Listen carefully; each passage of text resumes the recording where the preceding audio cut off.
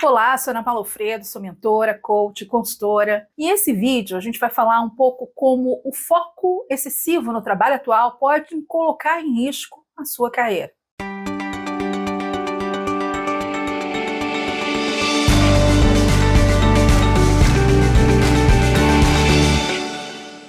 Bom, esse título e esse vídeo foi inspirado num artigo da Harvard Business Review, da Dorie Clark. E ela é uma pessoa que fala bastante, sobre esse tema de carreira. E nesse artigo, o foco é como o nosso curto prazo, ou o emprego que a gente está no momento, pode afetar e impactar no nosso caminho de médio e longo prazo e também a nossa carreira. Conheci pessoas com visões muito claras sobre suas carreiras, algumas mais detalhadas do que eu conseguiria imaginar, com prazo fechado para cada etapa, cargo que irão ocupar, qual empresa, e aí, qual momento, que país, sabiam onde queriam chegar, sabiam o que precisavam fazer, mas mesmo assim, esbarravam com um obstáculo bem desafiador, o emprego atual.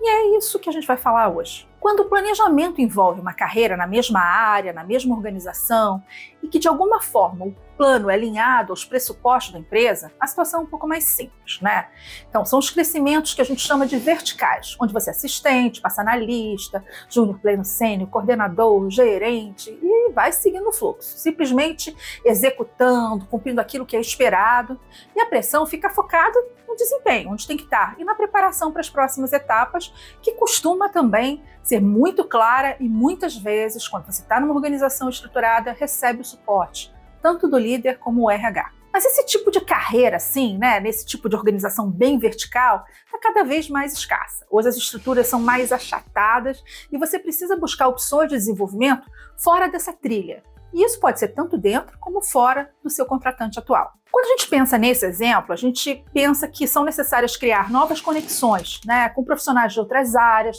para entender que oportunidades, você vai encontrar. Você precisa desenvolver habilidades diferentes do que hoje o seu cargo permite você desenvolver, até a sua área, muitas vezes. E são nessas situações que o seu emprego acaba virando uma barreira. Como é que eu vou conseguir tempo para fazer isso se eu tenho um trabalho de tempo integral? Como é que eu vou conseguir me posicionar de uma forma diferente se eu preciso atender os requisitos da minha área hoje? Então a Dorie Clark vai falando sobre 4 princípios que tornariam possível navegar por esses 2 eixos. De um lado, atender o que é esperado de você no emprego atual, onde seu desempenho paga os boletos, e garante aí a sua empregabilidade. E do outro lado, investir nessa nova área ou numa nova carreira. Então vamos lá, vamos pelos 4 princípios. Primeiro é analisar o valor estratégico das suas atividades atuais, comparando com o que você deseja para o futuro. Para fazer isso, a sugestão é construir um diagrama de Venn, que é esse aí que vai aparecer na tela, que é onde a gente coloca 2 círculos, uma área de interseção, e aí o que ela sugere é que você coloque no primeiro as responsabilidades atuais e no outro a descrição do que você pretende ter como trabalho. Você vai colocar na área comum, que é essa área de interseção, o que pertence aos 2 mundos, o presente e o futuro. E dessa forma você vai conseguir ter um pouco mais de clareza das atividades que você faz hoje, que vale manter e se desenvolver, daquelas que você tem que crescer, e daquela que você tem que descartar, se você for pensar no futuro. Uma dúvida comum que surge, assim, como é que eu vou saber exatamente os requisitos, desse cargo futuro, Eu não tenho tanta informação. E aí uma sugestão que eu costumo dar para os meus clientes, e que é só uma sugestão, tem várias outras formas de fazer isso, é usar aqueles sites, onde tem vagas publicadas, olhando para aquelas vagas que te interessam, aquelas que são bem a cara do que você busca. Isso pode te ajudar, porque você vai olhando ali quais são, as necessidades daquele cargo. E uma outra coisa é você buscar pessoas dentro do segmento.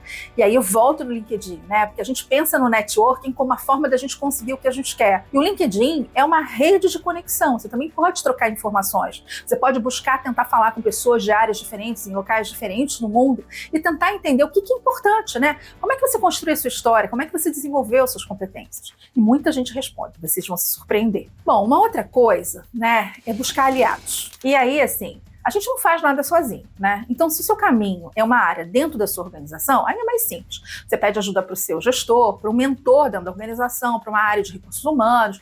Então, todos podem ser importantes fontes de dado e apoiar nessa criação de atalhos e de caminhos para você conseguir. E é claro que isso vai depender do seu grau de relacionamento com o gestor, do grau de confiança entre vocês, se ele é um bom gestor ou não, né? Então, assim, você vai tentar construir essas pontes diante dos desafios que a tua posição atual tem. E aí você vai desenvolvendo as habilidades para a nova posição e até para aprimorar o seu diagrama. Fala assim, eu achava que não precisava disso, mas eu preciso e tudo mais. E nem tudo é bem assim, né? Tem gestor que não vai ajudar, ou que não é fácil de conversar, ou a sua área de interesse não é dentro da sua organização, ou é bem distante de onde você está.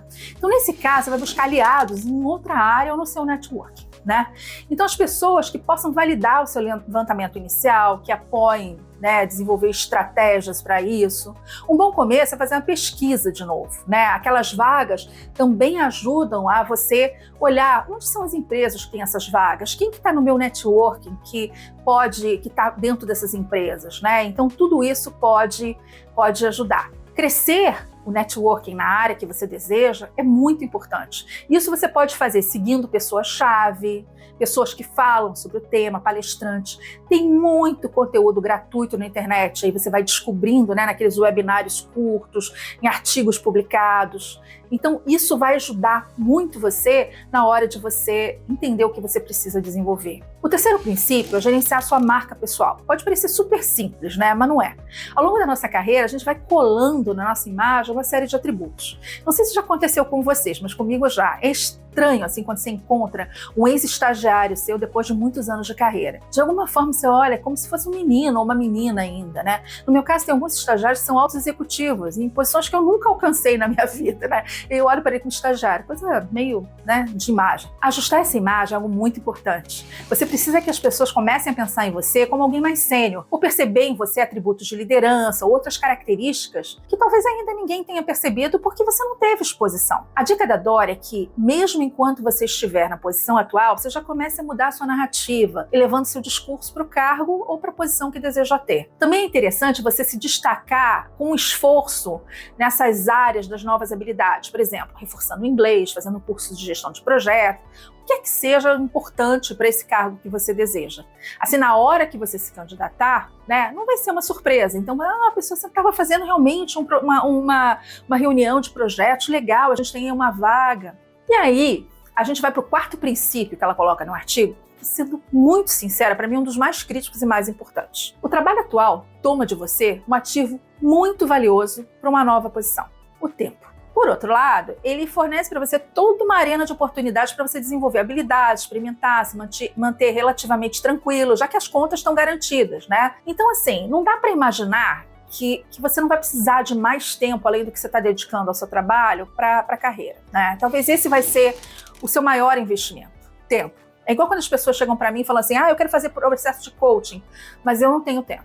Então você não vai poder fazer um processo de coaching, né? Eu preciso de uma mentoria, mas eu não tenho tempo para nada, para fazer nenhum exercício, para fazer nada. Então não é um momento bom para você, né? O tempo é o ativo mais valioso e ninguém pode fazer isso por você. O princípio que a Dory coloca é assim, esteja disposto a experimentar com 120% do tempo. Então, eu vou contar a história por trás disso. O Google, que agora é Alphabet, incentiva os funcionários a dedicarem 20% do seu dia, do seu tempo, para experimentar atividades fora do escopo do seu cargo atual. Então, segundo a empresa, essa foi uma iniciativa que gerou resultados extremamente positivos, como a criação de novos negócios, trabalhos voluntários. Então, a pessoa ela pode virar até um sócio de um negócio da empresa. O ponto é que, para quem trabalha lá dentro, quando a gente pergunta para eles, esses 20% não são bem 20% dentro do seu dia normal. Eles acabam sendo 20% adicionais. Por isso eles falam 120, já que os objetivos agressivos e demandas do trabalho atual na Google não vão deixar muito tempo para experimentação.